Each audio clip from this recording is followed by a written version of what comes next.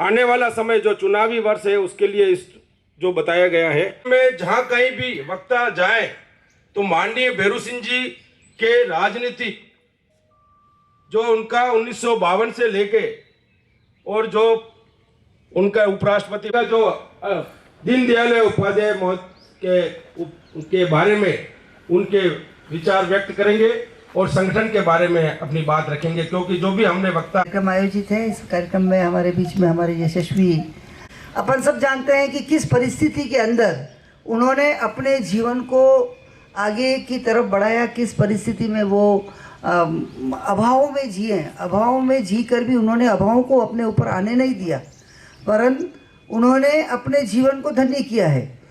एक के बाद एक दुखद घटना उनके बीच में उनके परिवार की आती रही, परंतु फिर भी वो हिम्मत नहीं हारे और तो हर घर घर से लोगों से कुछ राशि भी इकट्ठी करी, जिसकी जो सामर्थ्य थी उससे वह दिया।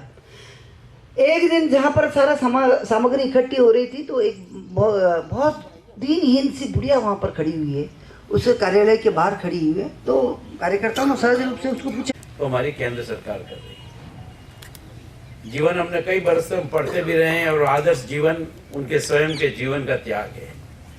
जब ये विषय आता है कि इस विषयों का अनुसरण करना है, वो पढ़कर के नहीं होता है, जब समय आता है उसका पुनः हम समाज को समर्पण कर सकें, तो आज अगर कोई वास्तव में करता है तो मोदी सरकार अपने बजट के रूप में करती है।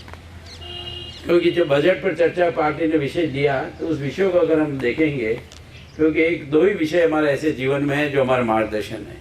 एकात्म मानववाद, जिसके प्रेरणा पंडित दीनदयाल उपाध्याय जी, और ये हम सब जानते हैं कि विषम परिस्थितियों से लेकर के जिस स्थान तक वो पहुँचे प्रचारक जीवन के बाद से लेकर के, परंतु राजनीतिक क्षेत्र में उन्होंने एक संत की रहते हुए जो भूमिका की और उस भूमिका के माध्यम से हमारी पार्टी को क्या योगदान दिया। हमारी पार्टी का जो मूल दर्शन है एकात्म मानववाद, परंतु उसका लक्ष्य क्या था? अंत्योदय। अंत्योदय की परिभाषा और अवधारणा अगर किसी ने दी तो पंडित दीनदयाल उपाध्याय जी ने दी, और वो उसका टोटल समावेश अगर निकालेंगे तो एकात्म मानववाद में दिया है। क्योंकि उन्होंने कल्पना इसी तरह से की जैसे हम व्यक्ति हैं, हम व्यक्ति अपने व्यक्ति के बारे में, परिवार के बारे में, समाज के बारे में, फिर राष्ट्र, व्यष्टि, परमेष्टि, समष्टि तक सोचते हैं। उसको लेकर के हमने शून्य से लेकर शिखर तक के हमारी जीवन की संरचना सोचा है। वही हमको उन्होंने कहा है कि जो हम व्यक्ति अपने जीवन के बारे में सोचता है, वैसा ही एक शक्तियों का समूह संगठित होकर के राष्ट्र और राष्ट्र के बारे में व्यक्ति सोचे जैसे हम। कुछ नेता ऐसे हैं, क्योंकि सभी की मनना तो संभव नहीं है, लेकिन उनमें उन नेताओं की जयंती पुण्यतिथि मनाने का पार्टी ने तय किया। उनमें से पंडित दीनदयाल जी एक है। मैं कुछ 4-5 बातें उनके जीवन की बताऊंगा कि सन 1915 में उनका जन्म हुआ अपने जयपुर के पास। उनका कर उत्तर प्रदेश में जन्म हुआ, लेकिन धानुका जयपुर से 30 किलोमीटर पहले स्टेशन है। उसमें उनका पूरा बचपन से लेकर अंत समय तक वही मामा जी के, वही नाना जी के यहीं रहे थे। जब मंच पर विराजमान तिथि मना रहे हैं, वास्तव में पार्टी ने कुछ सोच समझकर ही एक समर्पण का भाव रखा, क्योंकि जिस प्रकार का व्यक्तित्व दीनदयाल जी का रहा,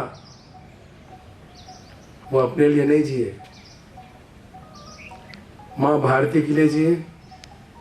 और जिस जनसंघ की स्थापना काल वास्तव में त्याग, तपस्या और समर्पण की कोई प्रतिमूर्ति थे, वह थे दीनदयाल जी। वक्ताओं ने अपने विचार रखे और हम सभी लोग प्रतिवर्ष 2 कार्यक्रमों में आकर उनके कृतित्व व्यक्तित्व पर, उनकी जीवन से कुछ सीखने का प्रयास करते हैं। मेरा तो आप लोगों से यही निवेदन है, जिस प्रकार से एकात्म मानववाद को लेकर, अंत्योदय को लेकर एक हम सबको संदेश दिया, जिस प्रकार की विषमता समाज के अंदर थी, कई विषयों को लेकर अपने प्रखर विचारों से, अपनी वाणी से, अपनी लेखनी से करोड़ों भारतीयों का मार्ग उन्होंने प्रदर्शित किया। और जिस प्रकार से भविष्य की जो आशंकाएं थी और भविष्य की आशाएं क्या है उस पर भी अपने विचार रखें। आज हम सभी लोगों का एक कर्तव्य बनता है कि एकात्म मानववाद के प्रणेता पंडित दीनदयाल जी की जीवनियों को पढ़कर, भाई प्रमोद जी ने सही कहा कि छोटी छोटी जो पुस्तिकाएं अपने पार्टी लेवल पर भी हम प्रयास करेंगे कि कार्यकर्ताओं को उनका साहित्य मिले, उनको पढ़कर कुछ सीखें। राजनीति के अंदर कई प्रकार की उठापटक होती हैं, कई प्रकार की विषमताएं आती हैं, कई प्रकार के मानसिक कष्ट का भी अनुभव करते हैं। और यदि हमने उनके जीवन को सही ढंग से पढ़ लिया तो मैं सोचता हूं कई समस्याओं का निराकरण स्वतः ही अपने आप को मिल जाएगा, उसका समाधान भी मिल जाएगा। हम सभी मिलजुल कर जिस प्रकार से बहन रजनी जी ने बताया है, प्रत्येक बूथ पर हमको समर्पण निधि का कार्यक्रम करना है। पार्टी रहे, अमर रहे, अमर रहे। और विशेष रूप से आदरणीय प्रमोद जी साहब ने कहा कि दीनदयाल जी की जीवनी को हमको सब कार्यकर्ताओं को निश्चित रूप से पढ़ना चाहिए। हम सबका सौभाग्य है। आदरणीय ताराचंद जी साहब चले गए, शायद मैंने कहा नाम नहीं लूंगा तो फिर और रह जाए। तो मेरा ऐसा निवेदन है कि पंडित दीनदयाल जी की जीवनी जो 10 रुपये, 15 रुपये, 25 रुपये में जो पुस्तक आती है उसको लेकर निश्चित रूप से अपने को पढ़ना चाहिए, ऐसा मेरा आग्रह है। और अगर पंडित दीनदयाल जी की जीवनी अपन पढ़ेंगे, जैसा रविंद्र जी साहब ने कहा, सभी विकारों का, सभी कष्टों का, सभी चीज़ों का समाधान उनकी जीवनी के अंदर आ जाएगा। मैं यहाँ पर सभी पधारे हुए कार्यकर्ताओं को हृदय की असीम गहराइयों से बहुत बहुत आभार व्यक्त करता हूँ, धन्यवाद प्रेषित करता हूँ कि आपने छोटे से निमंत्रण पर आप यहाँ पर पधारे। पुष्पांजलि करने के पश्चात हम सब जा सकेंगे।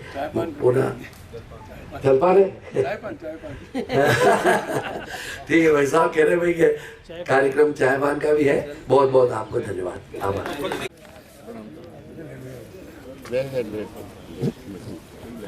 समय पे पहुंच गया, श्रद्धांजलि कर रहे हैं। दीनदयाल उपाध्याय अमर रहे, अमर रहे, अमर रहे।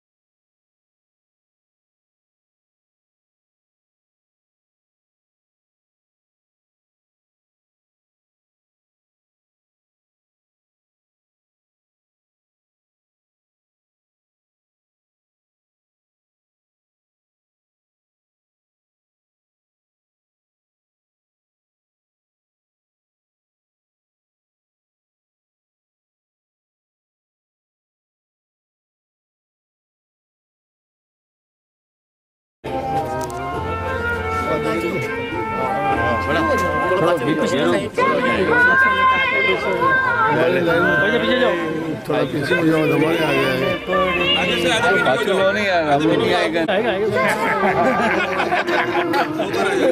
द कलर्स 18 उदयपुर न्यूज़ को सब्सक्राइब करें और हमेशा अपडेट रहिए।